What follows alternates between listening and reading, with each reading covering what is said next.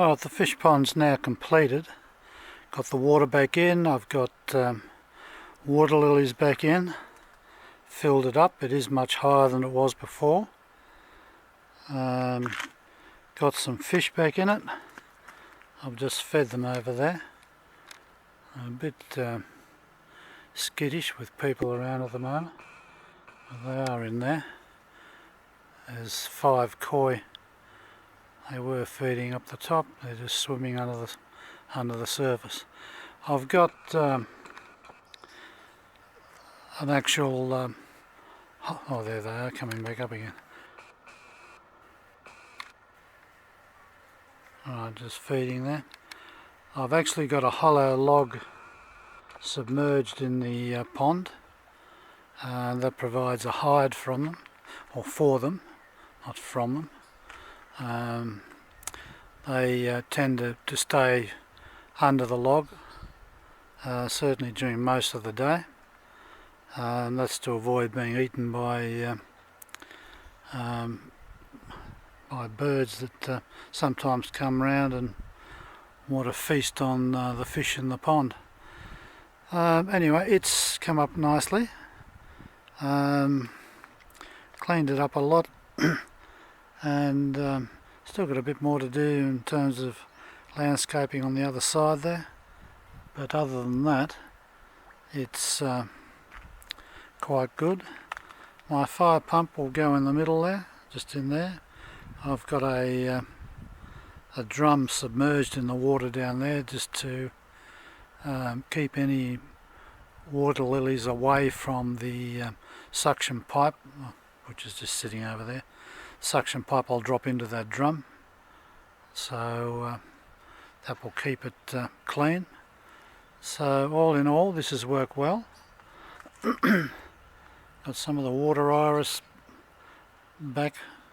They were submerged in one of the other ponds. I've left them high and dry, but they're in the watercourse at the moment. I'll probably leave them there. That's watercourse is a good place where I can actually either water them with a hose, or when it rains, of course, the runoff from the house comes down through here, so that will keep them watered. So all in all, this is quite good. That's not the end of it, of course. I've now started on my largest pond, and I'll just go around and show you what I'm doing there. Now this pond also had that noxious water lily in it. I've pardon me, I've pulled the lilies out, but now what I've got to do is to take all the root system and mud, which is in the bottom there, and completely remove it. The reason for that is that this particular lily doesn't only grow from tubers, but there are seeds that spread through the mud, so I've only got to leave one of those in the pond and I've got the same problem again. Still haven't completely drained it. There are some small native fish just swimming in there. You probably can't see them on the video, but I've got to catch those. I'll do that just with a small net, and then I've got to get that mud out now. I mean, mud looks high and dry there, but that's probably at least a foot or more thick, so the pond is much deeper than that. It's just all mud and roots, so I've got to get all of that out. Not a very enjoyable job. As I say, I can't reuse that any of that, either the water or the mud and so on in the pond. It's all got to come out and be cleaned up. So this one, once I've removed all of the rubbish, I'll then go around to make sure everything's sealed properly. I've seen a couple of cracks along the bottom of that wall over there. They're cracked on this side, but seeing there's water on the other side of that, which would be above that level, it's not actually leaking, but I'll seal that up anyway. I think I mentioned before that that wall across there is just there so I can drain one half of the pond at a time. So when this pond is full, the water level goes over that wall and joins the two ponds.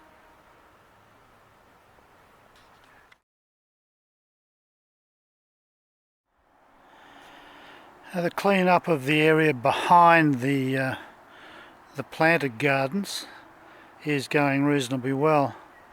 I've got most of the leaf litter out. It's just been raked out, but then again we've had a lot of wind in the last probably 3 or 4 weeks, and more leaves have fallen, but certainly the bulk, and there was quite a thick layer of leaves all over this area. It's looking much better.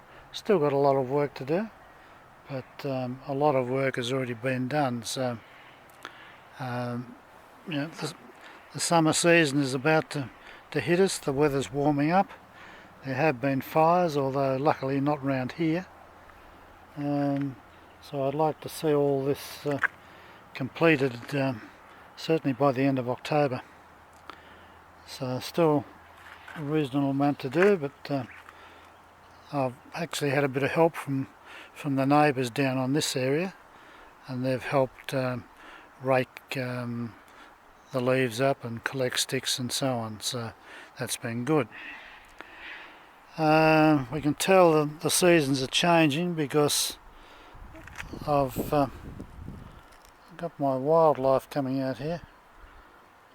It's very hard to point this camera and know whether I've got the right thing. We've got water dragons back. They're out of hibernation. These are a couple of female dragons. When I say a couple, I've got one behind the pot here. I'll just... There she is. That's a female. They're much smaller than the males. The males are got much larger heads and a red throat. These are fairly territorial. I've got sort of colonies in various parts of the property, and the males tend to fight over territory. So there's a group over here with the ponds here, and because I've got some more ponds over in the area over there, a bit hard to see from here, but there's a pond over in there, and I've also got a pond in with the ducks over there.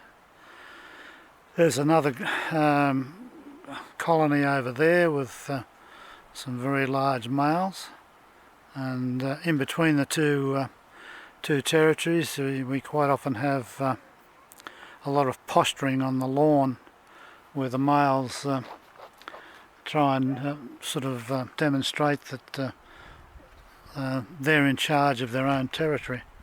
So quite fascinating. Anyway, all in here I've started to clean out, but as I say, once again, wind results in more leaf litter dropping, but certainly it's getting there.